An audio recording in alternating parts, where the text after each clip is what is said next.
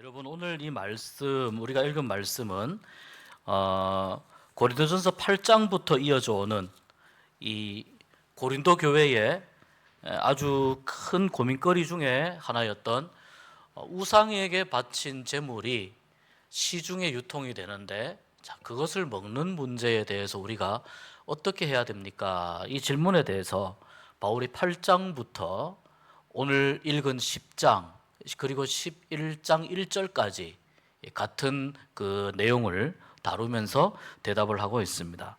오늘 말씀 우리가 쭉 읽으면서 지난번 12장은 사실은 그 바울의 이 사도권에 관한 부분에 대해서도 우리가 언급이 되었는데, 오늘 읽은 이 말씀을 우리가 보면서 이제 우리가 결론적으로 믿음의 원리를 우리가 좀 정리를 하는 그런 시간이 되었으면 좋겠습니다. 이 우상에게 바쳐진 제물, 이것은 그것을 나는 먹어도 아무런 상관이 없다, 이렇게 생각하는 사람이 있는 반면에 거기에 대해서 꺼림칙하게 생각하는 사람들이 이제 있다는 것입니다. 그러니까 이건 무엇을 의미하느냐면 이 우상에게 바쳐진 제물에만 여러분이 거기에만 집중하시면 안 돼요. 이건 우리가 신앙생활을 하면서 우리 안에, 우리 공동체 안에 함께 신앙생활하는 구성원들이, 우리 성도들이 믿음이 저마다 다 다르지 않습니까? 믿음이 같은 사람이 없잖아요. 다 서로가 다르기 때문에 서로 믿음이 다른 사람들이 어떻게 하나님의 교회를 아름답게 만들어 가면서 살아갈 수 있느냐라고 하는 부분에 대해서 우리가 중요한 원칙, 규칙을 얻을 수 있는 그런 내용으로 보아야 됩니다. 자, 먼저 바울은 이렇게 이야기합니다.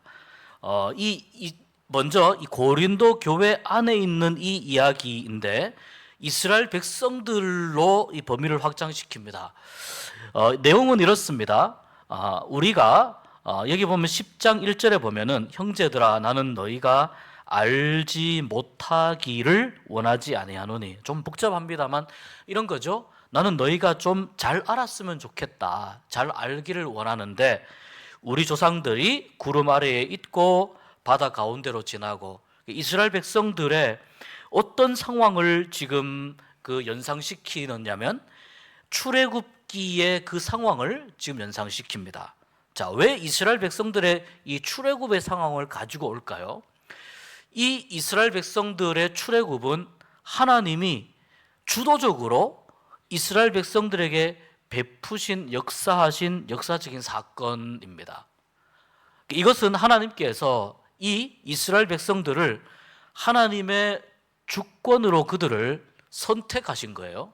이스라엘 백성들을 선택하셨는데 이와 마찬가지로 하나님이 이스라엘 백성들을 그렇게 선택하셔서 하나님의 백성으로 삼아주신 것과 마찬가지로 고린도 교회의 교인인 여러분들도 하나님께서 하나님의 주권에 의해서 여러분을 선택하신 영적인 이스라엘입니다 라고 하는 의미를 가지고 이스라엘 백성들의 그 이야기를 바울이 가지고 오는 겁니다. 자, 그러면 바울이 이렇게 적용을 하면 여러분 잘 보시길 바랍니다. 영적인 이스라엘이라고 하는 것이 고린도 교회의 교인들이 영적인 이스라엘이라고 한다면 오늘날 우리는 영적인 이스라엘일까요? 아닐까요? 영적인 이스라엘일까요? 아닐까요? 영적인 이스라엘이 맞습니까? 네, 맞습니다.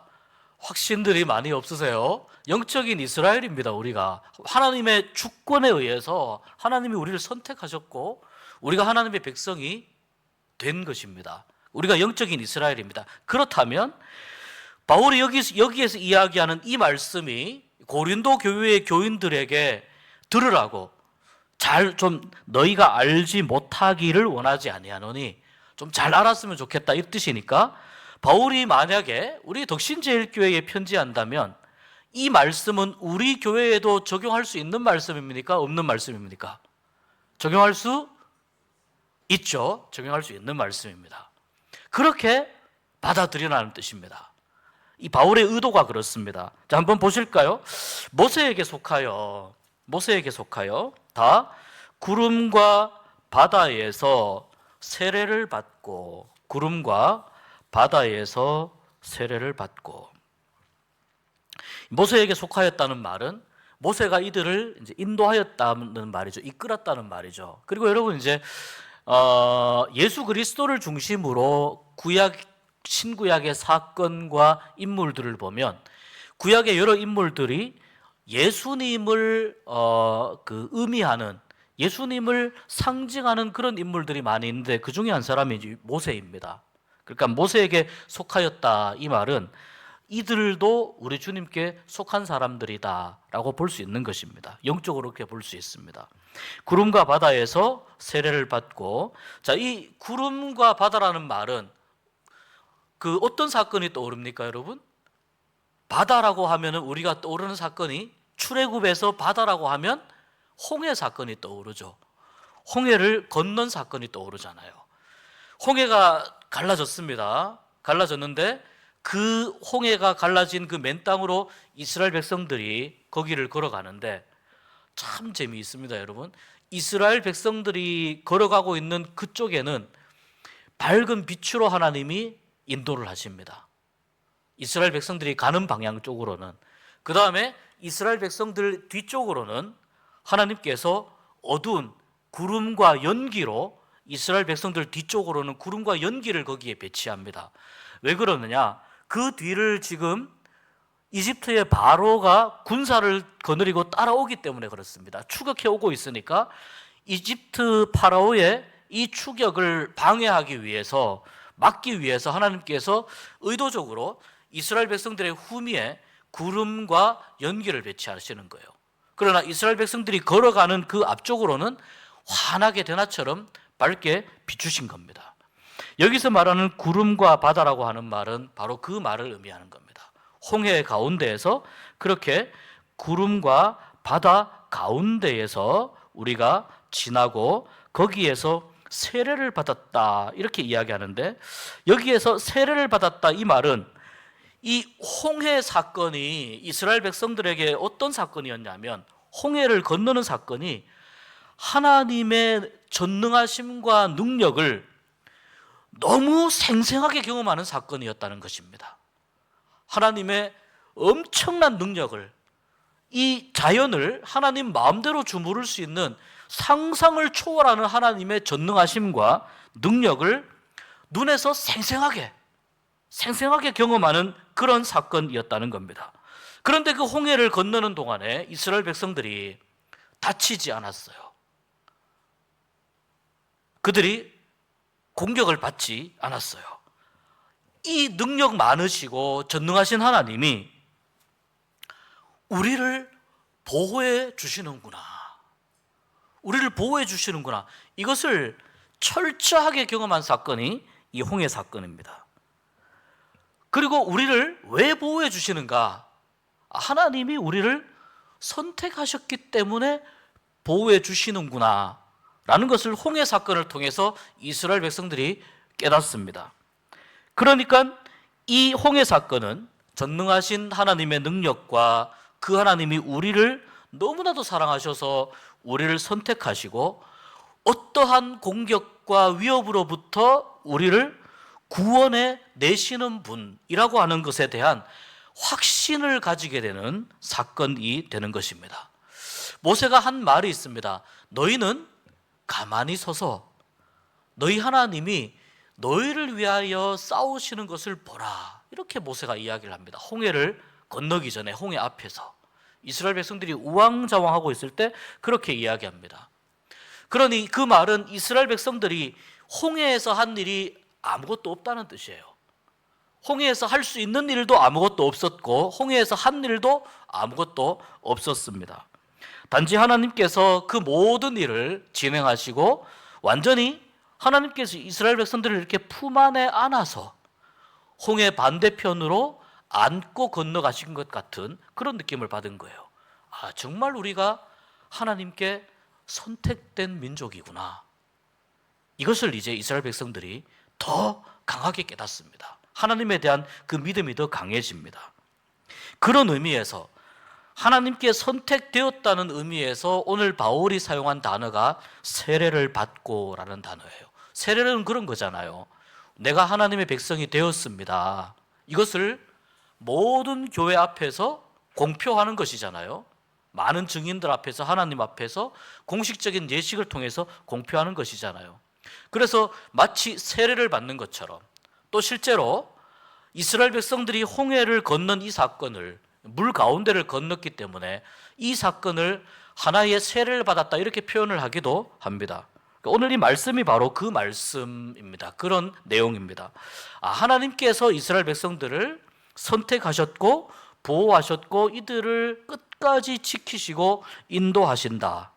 하나님의 백성이다 라는 것을 이들이 생생하게 경험한 그 홍해 사건, 그것을 여러분은 기억하시기를 바랍니다. 그리고 3절에 같은 신령한 음식을 먹으며, 여기서 말하는 신령한 음식은 광야 40년 동안 이스라엘 백성들을 한 번도 굶어 죽지 않게 만들었던 만나를 말합니다. 만나를 하나님께서 먹게 하셨습니다. 이것이 신령한 음식이 되는 이유가 있습니다. 첫 번째는 이 만나는 이스라엘 백성들을 육적으로 먹여주기 때문입니다. 그런데 또한 이 만나는 바로 만나를 먹으면서 이스라엘 백성들이 매일마다 만나를 나가서 거두어 드려야 되거든요. 그러니까 내일은 내가 좀 늦잠을 잘 계획이니까 내일 먹을 만나도 내가 내일 먹을 양까지 거두어 드려야지. 그러면 희한하게도 내일 먹을 만나를 따로 비축해 두었으면 그것이 벌레가 생기고 상하게 되어서 그 만나를 못 먹게 하셨어요. 일부러 그렇게 하셨어요. 그 말은 매일매일 내가 준비해 주는 만나를 먹어라. 육적인 것이기도 하지만 하나님이 준비해 주시는 양식이라고 하는 의미에서 영적인 의미도 있는 것입니다. 그래서 신령한 음식이라고 이야기를 하는 것입니다.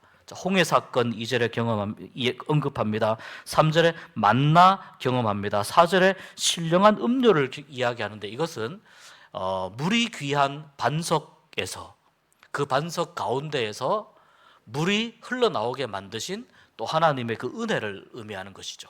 광야에서 물 없이 지내는 것은 굉장히 고통스럽고 사실은 목숨이 위험한 일입니다. 그렇기 때문에 이 물 또한 단순한 그냥 물이 아니라 하나님이 주신 물이기 때문에 신령한 음료가 되는 것입니다.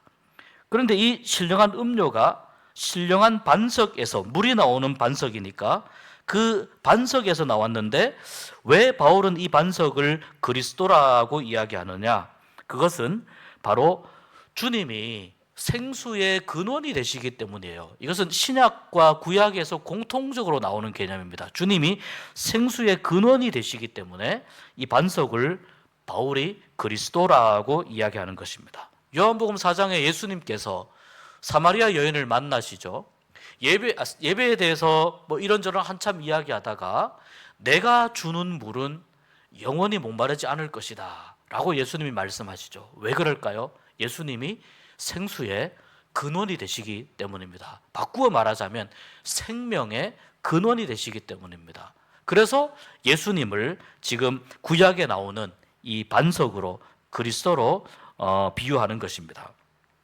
이렇게 2절과 3절, 4절 이 출애굽 과정 가운데에서 있었던 중요한 사건 중에 여러분이 하나님의 것이며 예수님을 이야기할 수 있는, 상상할 수 있는 그러한 사건들, 아주 중요한 사건들을 지금 바울이 언급하면서 이 이스라엘 백성들이 이러한 사건을 통해서 하나님의 백성임을 철저히 깨닫고 하나님의 백성임을 확신하였던 것 같이 여러분도 그런 하나님의 백성이라고 하는 것을 확신할 수 있도록 하나님이 많은 은혜를 베풀어 주셨습니다. 그런데 여러분, 자, 이제 바울이 하고 싶은 이야기를 본격적으로 합니다. 그런데 여러분, 하나님이 이렇게 확신할 수 있는 근거와 경험들을, 사건들을 이 백성들에게 주셨는데 문제는 그들 가운데에서 하나님이 기뻐하지 않는 행동들, 일들을 한 사람들이 많이 있었는데 하나님이 그들에게 심판을 하셨습니다. 그들에게 멸망시켰습니다 라고 바울이 이야기합니다. 그런데 그들을 멸망시킨 이 사건은 오늘날 여러분에게, 고린도 교회의 여러분에게 무엇이 되느냐? 하나의 중요한 본보기가 됩니다. 하나님께서 그 몇백 년 전에 출애굽 사건에서 이스라엘 백성들이 하나님을 원망하고 하나님을 시험하고 또 하나님이 기뻐하지 않는 일들을 한 것에 대해서 하나님이 심판하고 멸망시킨 그 사건이 오늘날 그때 당시에 이스라엘 백성들에게도 본보기이지만 오늘날 여러분에게도 하나의 중요한 본보기가 됩니다. 그래서 이 사건이 11절에 보면 이렇게 이야기합니다. 그들에게 일어난 이런 일은 본보기가 되고 또한 말세를 만난 우리를 깨우치기 위하여 기록되었습니다. 말세를 만난 우리를 깨우치기 위하여 기록되었습니다. 자, 어떤 일 때문에 그렇게 이야기할까요? 7절, 8절, 9절, 10절에 그 사건이 좀 나옵니다. 7절은 어떤 내용이냐? 그들 가운데 어떤 사람들과 같이 너희는 우상 숭배하는 자가 되지 말라. 기록된 바 백성이 앉아서 먹고 마시며 일어나서 뛰논다. 혹시 이게 어떤 사건을 이야기하는지 여러분 좀 짐작이 가십니까? 기록된 바 백성이 앉아서 먹고 마시며 일어나서 뛰놀고 있다. 어떤 사건을 연상시키는지, 언급하는지. 자, 이 사건은 어디에 나와 있는 기록이냐면 출애굽기 32장 6절에 보면은 이 말씀이 나와 있어요. 그들이 백성이 앉아서 먹고 마시며 일어나서 뛰논다. 가운데 무엇을 하나 두고 그것을 중심으로 막 먹고 마시면서 막 뛰어노는 거예요. 가운데 뭘 두고 그러냐면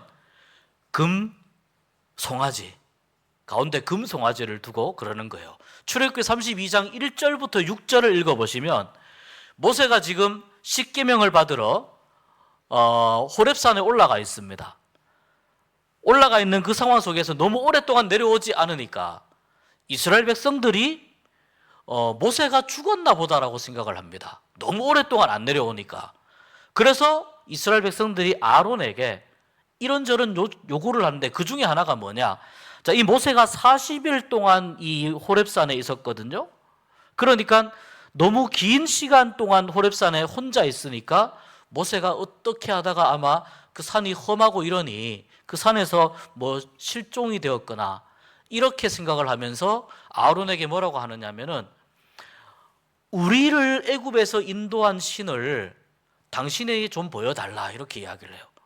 아론이 무슨 수로 보여줍니까? 당시에 물론 아론은 모세를 옆에서 보좌하는, 아론이 모세의 형이지만 모세를 보좌하고 모세를 도와주는 그런 역할을 하고 있었습니다. 아직 대제사장은 아닙니다. 지금 율법이 지금 아직 지금 모세가 십계명을 받는 중이기 때문에 그 이후에 이제 대제사장으로 임명이 되죠. 그러나 아론이 중요한 자리에 있었던 것은 틀림없어요. 그러니 이 모든 백성들이 아론에게 이렇게 하니 아론이 그 압박을 견디지 못해서 너네들이 갖고 있는 폐물들 다 가지고 와라. 이 폐물을 그래서 불을 달군 커다란 그릇에다가 다 집어넣고 거기에서 그 금을 거기에 녹여가지고 그 녹인 금을 가지고 만들어낸 조형물이 뭐냐? 금송아지예요. 이 금송아지를 가운데 세워놓고 이것이 너희들을 애굽에서 인도한 신이다. 이렇게 하면서 위에서는 모세가 지금 하나님께 십계명을 받고 있습니다. 하나님과 아주 긴밀한 만남을 하고 있는데 산 아래에서는 어떤 일이 일어납니까? 하나님을 배반하는 일이 일어나는 거예요. 인내하지 못하고 기다리지 못하고 참지 못하고. 그리고 그 금송아지가 가운데 있으니까 이스라엘 백성들이 다시 이집트에서 살았던 자기들이 거기서 가지고 있던 습관과 버릇들이 다시 나오는 거예요. 이 소는 이집트에서 섬기는 하나의 그 우상 중에 하나란 말이죠. 그게 가운데 있으면은 막 먹고 마시고 하면서 거기 앞에서 춤을 추고 이랬던 것들이 이집트에서 그걸 계속 왔었단 말이죠. 그러니 그 습관과 그 버릇들이 다시 살아가지고 금송아지를 두고 그 주위에서 완전히 이집트에서 다시 우상을 섬기던 것 같은 섬기던 그러한 버릇들이 되살아나는 겁니다. 바울이 이야기합니다. 여러분은 이스라엘 백성들이 하나님이 구원해 내신 이스라엘 백성들과 같이 여러분은 영적인 이스라엘인데, 하나님께서 여러분을 이렇게 거룩하게 선택하셨는데 하나님이 하지 말라고 하는 몇 가지가 있습니다. 그 중에 하나가 이스라엘 백성들처럼 금송아지를 만들거나 십계명을 어겨가면서 우상을 숭배하지 마십시오. 그런 의미로 7절의 말씀을 이야기합니다. 8절은 무엇입니까? 8절은 여러분이 한번 읽어보시겠습니다. 그들 중에 시작.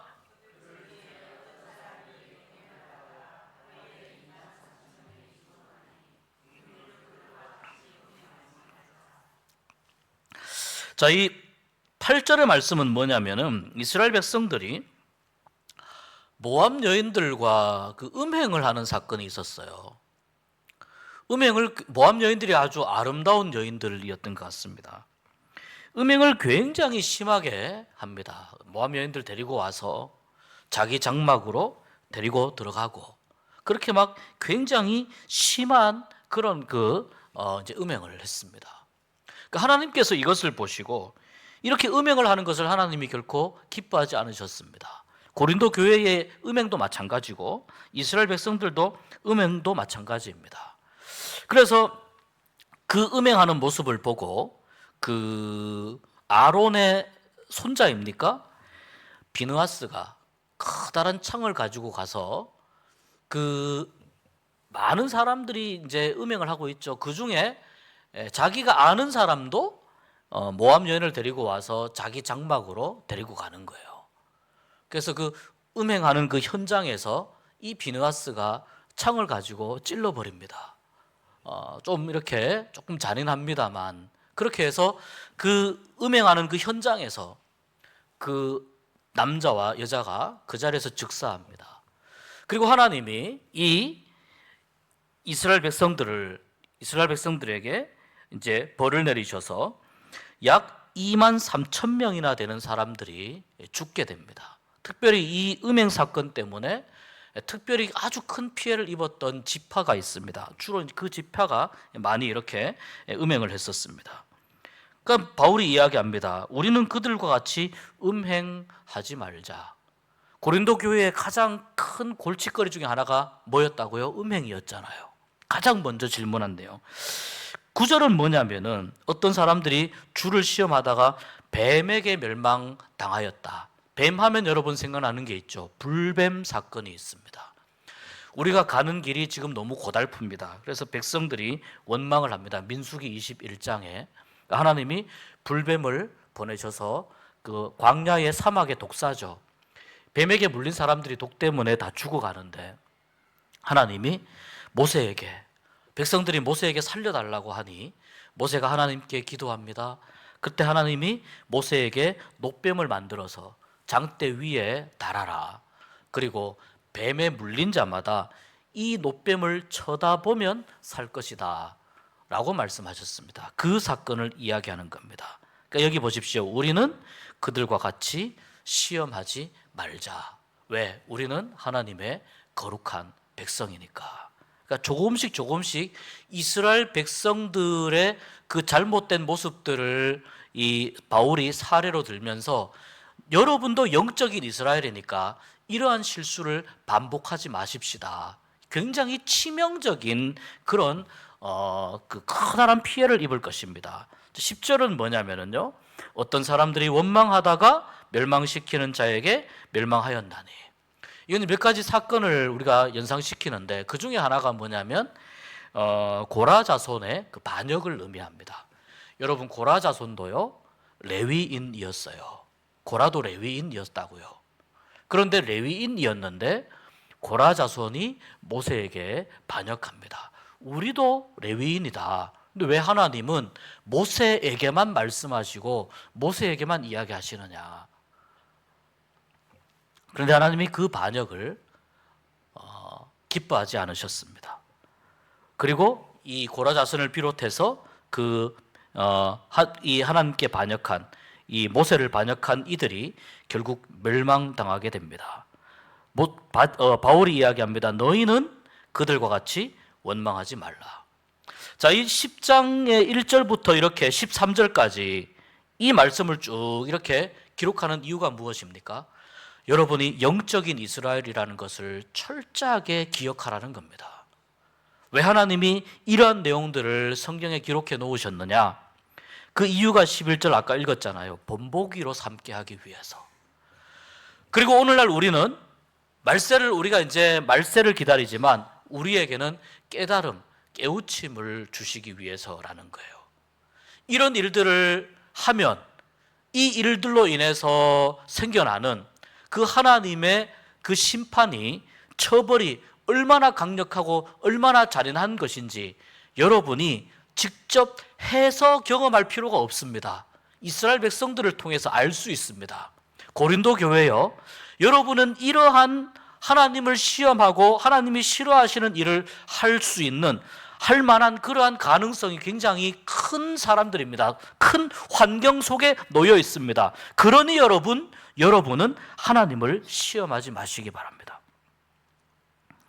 그래서 12절로 넘어갑니다. 12절로 보면 선줄로 생각하는 자는 넘어질까 조심하라. 바울이 이렇게 이야기하니 웃기지 마십시오. 우리는 믿음이 좋기 때문에 그런 일 없습니다. 우리는 믿음이 아주 지금 믿음이 잘 형성되어 있기 때문에 하나님이 싫어하시는 일, 하나님을 배반하는 일, 하나님을 시험하는 일, 우리는 그러한 일들 하지 않습니다. 우리는 괜찮습니다. 바울이 그런 생각을 하는 고린도 교인들에게 말하는 겁니다. 당신이 지금 잘 서 있다고 생각합니까? 더 넘어지기 쉬울 겁니다. 그 무슨 말이냐? 당신이 지금 가지고 있는 그 믿음과 신앙의 모습을 다시 한번 돌아보십시오. 그 믿음과 신앙의 모습이 다른 사람에게 혹시 시험거리가 되지 않고 혹시 다른 사람의 믿음을 힘들게 만드는 그러한 모습으로 당신이 서 있는 것은 아닙니까?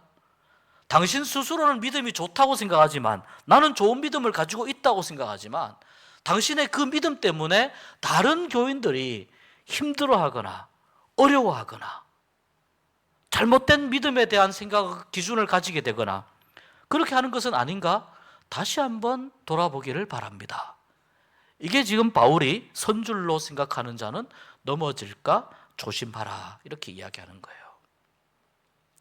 그러면 이제 이 고린도 교인들이 좀 걱정하고 염려를 할 수밖에 없어요.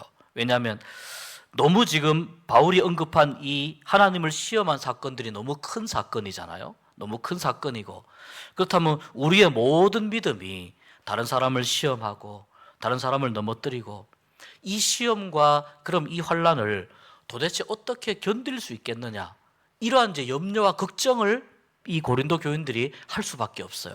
그래서 바울이 마지막에 뭐라고 이야기하냐면, 그러나 여러분, 하나님은 여러분에게 여러분이 감당할 시험만 허락하시는 분입니다 라고 바울이, 여러분이 너무 불안해하거나 너무 염려하지 말고 오직 믿음을 가지고 나아가면 하나님께서 허락하신 그 시험을 여러분이 능히 이길 수 있고, 또 여러분이 믿음을 가지고 나아가면 하나님은 그 믿음을 보시고 시험을 피해 나갈 수 있는 그러한 길들과 그러한 새로운 해결책을 하나님이 허락하실 것입니다. 그러니 이렇게 이 이스라엘 백성들이 겪었던 일들에 대해서는 반면교사로 삼고, 여러분은 주님을 향해서 주님을 바라보고 영적인 이스라엘로 여러분의 믿음을 잘 다독이고 여러분이 올바른 믿음으로 나아가시기를 바랍니다. 이런 의도로 이 고린도 교회에 여러 이제 다양한 그런 문제들, 특별히 지금 우리가 계속해서 언급하고 있는 이 우상에게 바쳐진 제물로 인해서 누구는 시험 들고 누구는 시험 들지 않고, 이런 고린도 교회의 모습들을 보면서 바울이 이 이야기를 정리해 줍니다. 여러분은 영적인 이스라엘입니다. 기억하십시오. 영적인 이스라엘입니다. 기억하시기를 바랍니다. 그리고 바울이 여러분이 영적인 이스라엘이라는 것을 꼭 기억하고 다른 사람을 시험에 들게 하는 그러한 일을 만들지 마십시오. 이렇게 이야기하면서 이제 우상에게 바친 제물에 대해서 본격적으로 이야기합니다. 나는 믿음이 좋아서 우상에게 그 이방신이죠. 이방신에게 제사하고 이방신에게 바친 제물을 나는 먹어도 나의 믿음은 아무 상관이 없다라고 생각하는 사람이 있는 것 같은데 그 사람은 어떤 사람이냐? 여러분, 우리가 지금 예배 드릴 때 성찬식을 하지 않습니까? 우리가 성찬식을 하는 건 무슨 뜻이냐면 주님의 떡을 먹고 주님의 피를 마시면서 우리가 예수 그리스도의 몸에 참여하는 것이 성찬식입니다. 예수 그리스도의 몸에 참여하는 것이 성찬식입니다. 그러면 지금 당신은 자신이 믿음이 좋다고 그렇게 이야기하면서 지금 이방 신에게 지금 제사하고 섬기는 그 예식에 참여하면서 거기에서 떡이나 고기를 먹고 마시면은 당신은 누구의 몸에 참여하는 것이 될까요? 똑같은 논리로 누구의 몸에 참여하는 것이 될까요? 당신은 그 이방 신에게 참여하는 것이 되고 맙니다. 비록 그것이 당신에게는 별로 큰 영향을 주지 않을지 몰라도 그 주변에 있는, 당신의 주변에 있는 믿음이 약한 사람을 한번 생각해 보십시오. 나는 괜찮아. 나는 믿음이 좋아서 괜찮아. 당신 주변에 있는 믿음이 약한 사람들을 생각했을 때 그 사람은 저렇게 해도 되나? 저것이 제대로 된 신앙생활일까? 이런 질문들을 하지 않겠습니까? 그런 질문들을 하게 될 거라는 겁니다. 거기에 대한 책임을 바로 믿음이 좋다고 생각하는 당신이 져야 됩니다. 믿음이 좋다고 생각하는 당신이 져야 됩니다. 그래서 21절에 이렇게 이야기하는 거예요. 너희가 주의 잔과 귀신의 잔을 겸하여 마시지 못하고. 이해되십니까? 성찬식에 참여하는 사람들이 어떻게 귀신의 잔을 마시느냐, 이방신의 잔을 마시느냐. 우상에게 절하고 우상의 제사에 참여하는 것은 귀신을 섬기는 것인데 어떻게 그렇게 하느냐. 주의 식탁에 참여하는 사람들이 어떻게 귀신의 식탁에 참여하느냐, 참여할 수 있겠느냐. 10장 1절에서 13절은 하나님이 이스라엘 백성들을 그렇게 선택하신 것처럼 고린도 교회의 교인들을 영적인 이스라엘로 선택하셨고 이들을 하나님의 자녀로 삼아주셨기 때문에 이스라엘 백성들의 실수와 잘못을 반면교사로, 교훈으로 삼아서 하나님을 더 잘 섬기는 그러한 하나님의 백성이 되라고 하는 이러한 바울의 권면이 있습니다. 그리고 방금 읽은 이 말씀은 믿음이 좋다고 생각하는 사람이 내가 이 좋은 믿음을 가지고 나는 이렇게 행동을 하든 저렇게 행동하든 나의 믿음은 상관이 없습니다. 왜? 나는 하나님의 자녀이고 하나님이 나에게 주신 자유가 있기 때문에 나는 어떻게 행동을 해도 나의 믿음은 상관이 없습니다. 이렇게 행동하는 사람에 대해서 바울이 이렇게 이야기한 다음에 그리고 나서 바울이 이제 정리를 하기 시작합니다. 그러면 여러분, 하나님이 당신을 죄에서 구원하시고 당신을 하나님의 자녀로 삼으셔서 참 자유를 주셨는데 그 자유를 어디까지 당신이 사용할 수 있습니까? 라고 바울이 묻는 것입니다. 그래서 여러분 23절과 24절이 굉장히 중요합니다. 우리 같이 한번 읽어보겠습니다. 모든 것이 가하나 모든 것이 유익한 것이 아니요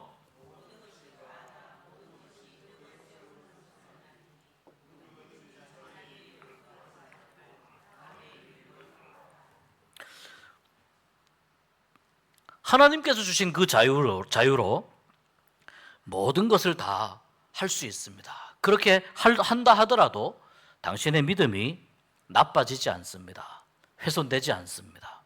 이게 단순히 우상의 우상에게 바친 제물에 대해서만 하는 이야기는 아닐 겁니다.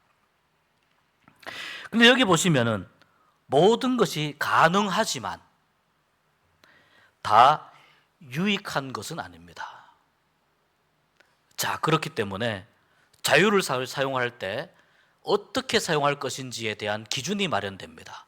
모든 것을 다 할 수 있지만, 할 수 있는 자유를 주셨지만 유익한 것에만 사용을 해야 됩니다. 유익하지 않은 것에는 자유를 사용하면 그것은 자유를 남용하는 겁니다. 우리는 그거를 방종이라고 부릅니다. 모든 것이 가하지만 모든 것이 덕을 세우는 것은 아닙니다. 덕이 되지 않는 것은 아무리 내가 가지고 있는 자유를 가지고 내가 그 자유를 사용했다 하더라도 덕이 되지 않는다면 그것은 사용하면 안 됩니다. 그럼 그것은 어떻게 구별할 수 있습니까? 그것이 24절이에요. 누구든지 자기의 유익을 구하지 말고 남의 유익을 구하십시오. 내가 어떤 행동을 합니다. 어떤 행동을 하는데 이것이 나에게 유익하냐 이렇게 생각하면 잘못된 생각이라는 거예요. 그렇다면은 덕이 되는지 덕이 안 되는지를 판단할 수가 없다는 거예요. 나에게 유익한지만을 고민을 하면 나에게만 좋으면 돼 이 이야기란 말이죠. 지금 나에게만 좋으면 돼 그것이 아니고 나에게 좋으면 나에게만 좋으면 된다고 생각하지 말고 이것이 다른 사람에게 유익한가, 내가 이렇게 행동하는 것이, 내가 이렇게 말하는 것이 함께 신앙생활하고 있는 다른 사람에게 유익하냐, 다른 사람에게 덕이 되느냐, 그것을 판단하라는 거예요. 그것을 생각을 하고 나에게 주어진 자유를 사용을 하라는 거예요. 이게 바울이 지금 하나님이 우리에게 주신, 그리스도인에게 주신 자유를 사용하는 기본적인 원칙을 이야기하는 거예요. 나는 우상의 제물을 먹어도 괜찮아. 나는 그래도 나의 믿음에는 아무런 지장이 없어, 이상이 없어. 그런데 그것이 어느 형제나 어느 자매가 그 모습을 보았을 때 그 형제나 자매의 믿음에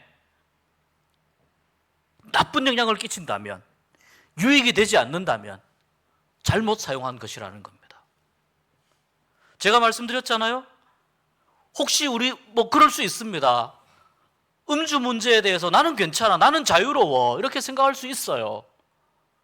그런데 자, 그 모습을 보고 혹시 누군가가 믿음이 약한 사람이 아, 저렇게 해도 되는구나 이렇게 무분별하게 따라간다든지, 아니면 아, 왜 저분이 교회에서 그렇게 거룩하게 예배드리고 봉사하는 분인데 왜 저분이 저렇게 하실까? 그분에게는, 그분의 신앙에는 영향을 미치지 않는다 하더라도 그분의 모습을 보고 다른 사람이 영향을 받게 된다는 거예요. 교회 안에서 서로 대화하는 중에도 마찬가지예요. 왜 저런 말을 사용을 할까? 왜 저런 행동을 할까? 다 들어가는 거예요.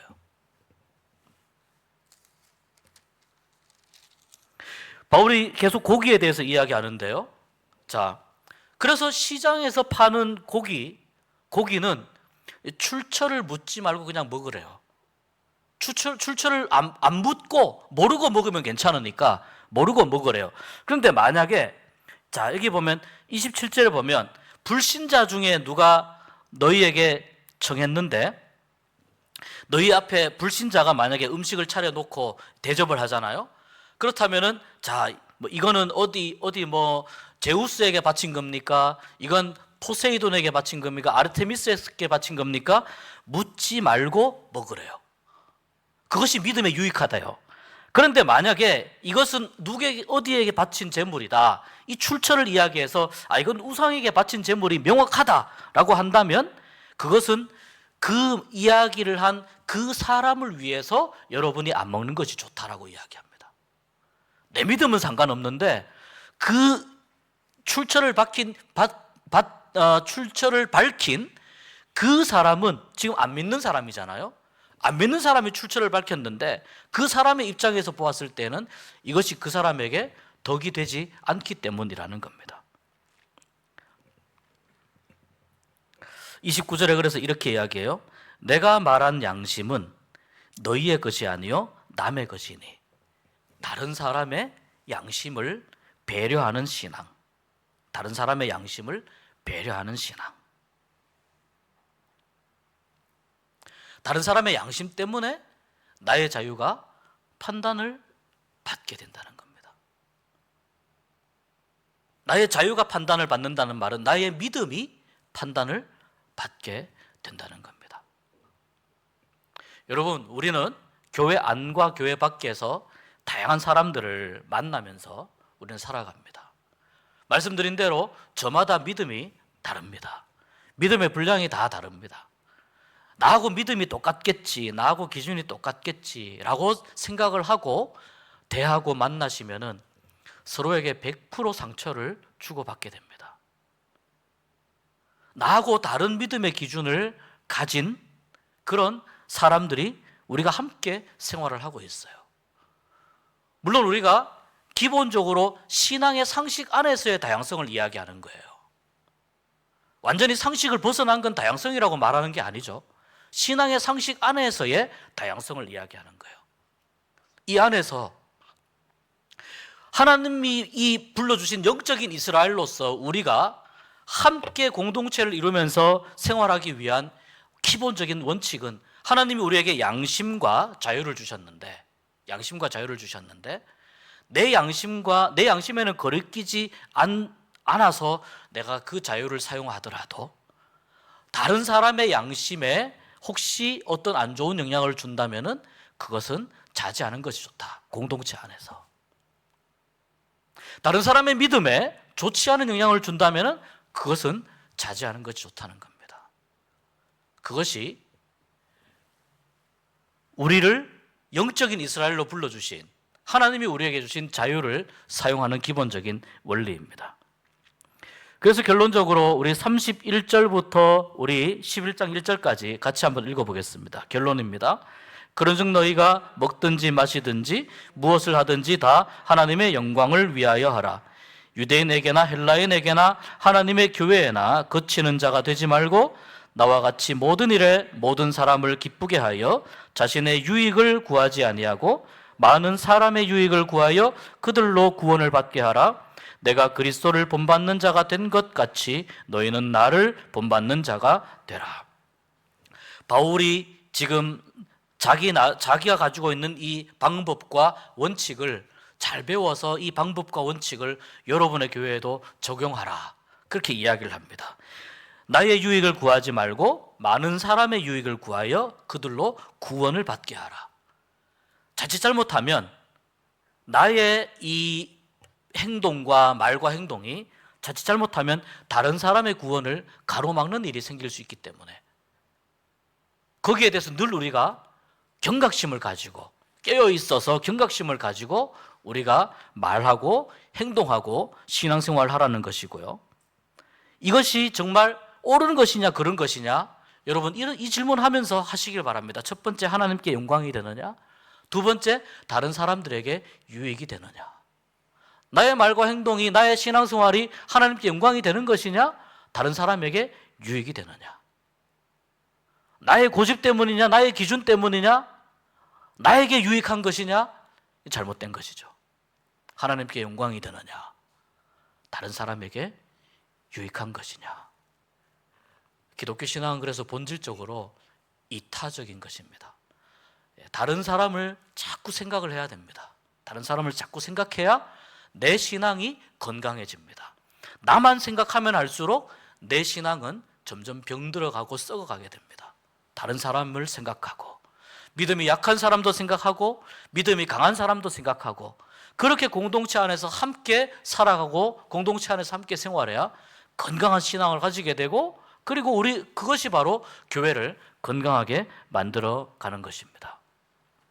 이 말씀을 기억하면서 다시 한번 내 신앙의 기준을 다시 한번 정리하는 그런 시간이 되시길 바랍니다.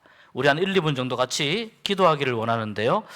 하나님, 내가 혹시 자유를 너무 남발하고 있지는 않습니까? 하나님, 혹시 내 신앙이 다른 사람에게 시험거리가 되진 않습니까? 하나님, 나의 신앙이 하나님께 영광이 되는지 확인하게 하시고, 나의 신앙이 다른 사람에게 유익이 되는 것인지 확인하면서 나의 믿음과 신앙을 건강하게 만들어 가도록 인도하여 주시옵소서. 우리 1, 2분 같이 기도하고 마치도록 하겠습니다.